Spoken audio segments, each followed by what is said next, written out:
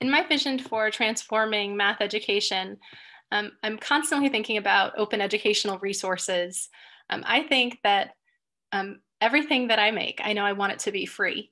I don't want advertisements on it if I can help it. I will never monetize my YouTube videos, but I guess maybe I should say never on that. It's absolutely not about making money for me.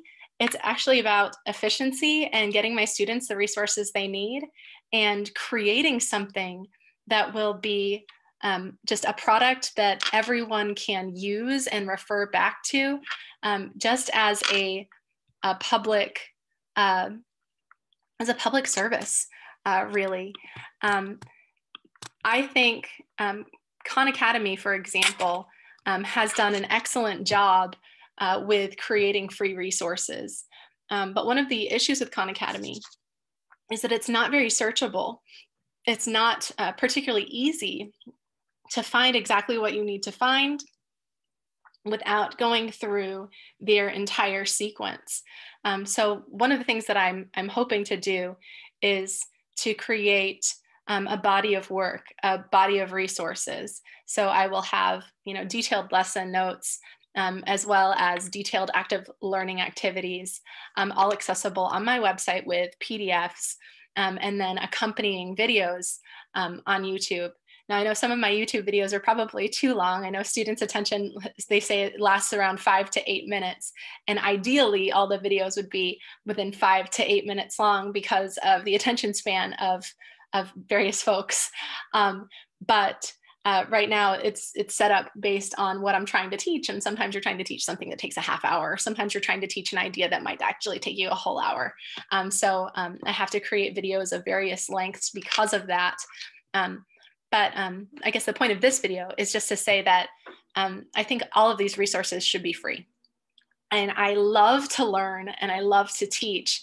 And one of the ways that I learn best is by teaching others. So what I've been doing is reviewing some old material, like the algebraic geometry videos that I'm making now. And I'm making some linear algebra videos.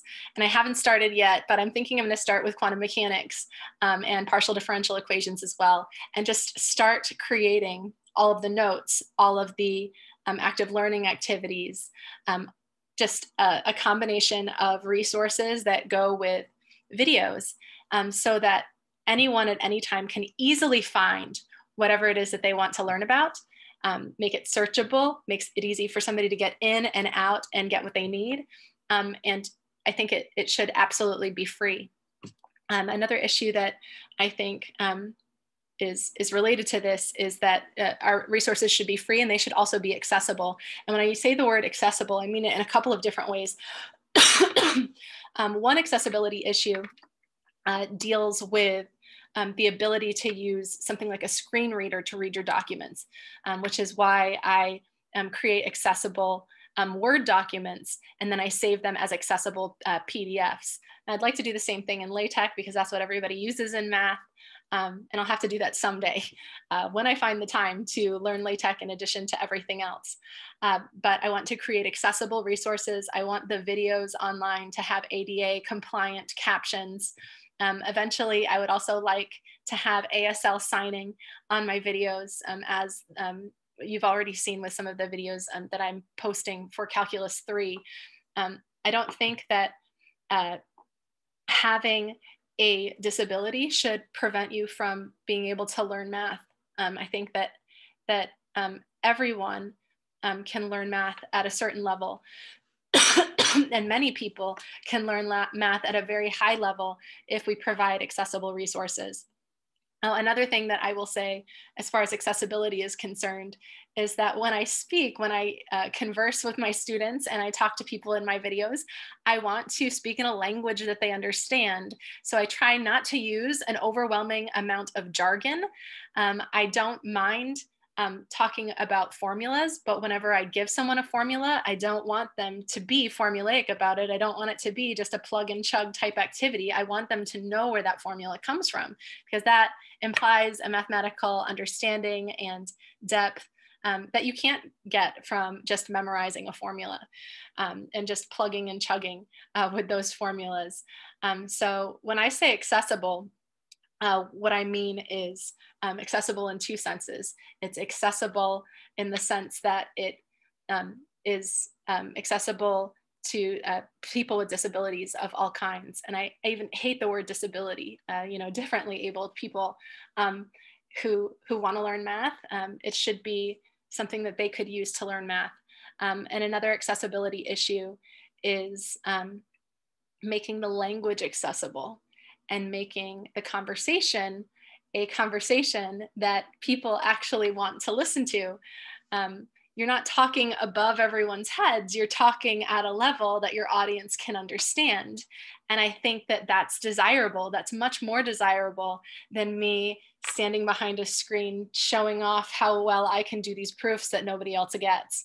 Because at the end of the day, teaching isn't about me and what I can do. The teaching is about what my student can do after they watch my videos or watch the videos or take my class or whatever. So accessibility for me is about making abstract ideas concrete enough that everyone can get on board and understand. It's using analogy when appropriate. It's making things concrete, using manipulatives when appropriate. And again, I think it all should be free because I think that education is an equity issue. If we're going to provide equal opportunity for all, everyone needs to have the opportunity for an excellent, affordable, quality online education that's not going to waste their time, that is going to take their needs into account, that is going to be engaging and fun. My website and my YouTube channel are the beginnings of that. And of course, the work that I do at Tulsa Community College and with my wonderful colleagues, that's all part of the beginning of that too. I'm really proud of us and the work we do at TCC. So I just wanted to put that out there, that as I'm talking about transforming education, this is not about me, and it's not about me making any money at all. Excuse me. This is about you. It's about my students and about making resources available that everyone can use. And if people learn, then I've succeeded. If one person learns, then I've succeeded. If a lot of people learn, wow, that would be amazing. And I've really succeeded. And I will say, I really take pride in watching my students succeed. That is why I do this. That is why I love this.